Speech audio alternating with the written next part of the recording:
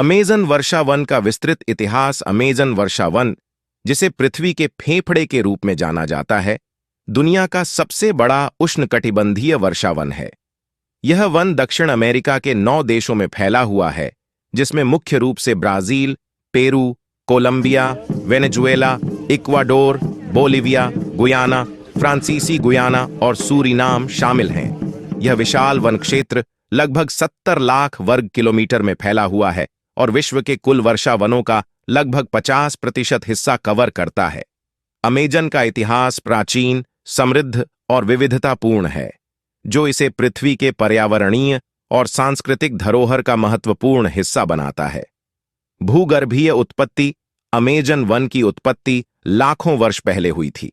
वैज्ञानिकों के अनुसार यह क्षेत्र लगभग 55 मिलियन वर्ष पूर्व बनना शुरू हुआ था, जब दक्षिण अमेरिका और अफ्रीका की भूगर्भीय प्लेटें अलग हुईं।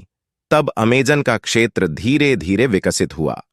इस प्रक्रिया ने एक विशाल उष्णकटिबंधीय पारिस्थितिकी तंत्र को जन्म दिया।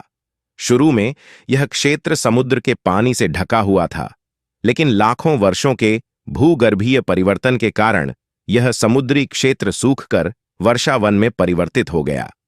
प्रारंभिक मानव बसावट। मानव इतिहास की शुरुआत से ही लोग अमेज़न वन क्षेत्र में बसते आए हैं। लगभग 11,000 साल पहले से इस क्षेत्र में मानव गतिविधियों के प्रमाण मिले हैं। इस क्षेत्र में बसने वाले आदिवासी जनजातियां खेती, शिकार और मछली पकड़ने का काम करती थीं। इन आदिवासी समुदायों का जीवन पूर्ण रूप से वन पर निर्भर था और वे प्रकृति के साथ गहरे जुड़ाव में रहते थे। अमेज़न के आदिवासियों ने वन के संसाधनों का दीर्घकालिक और स्थायी उपयोग करने के तरीके विकसित किए थे। उदाहरण के लिए, उन्होंने टेरा प्रेटा नामक समृद्ध मिट्टी का निर्माण किया, जो कृषि उत्पादन को बढ़ावा देती थी।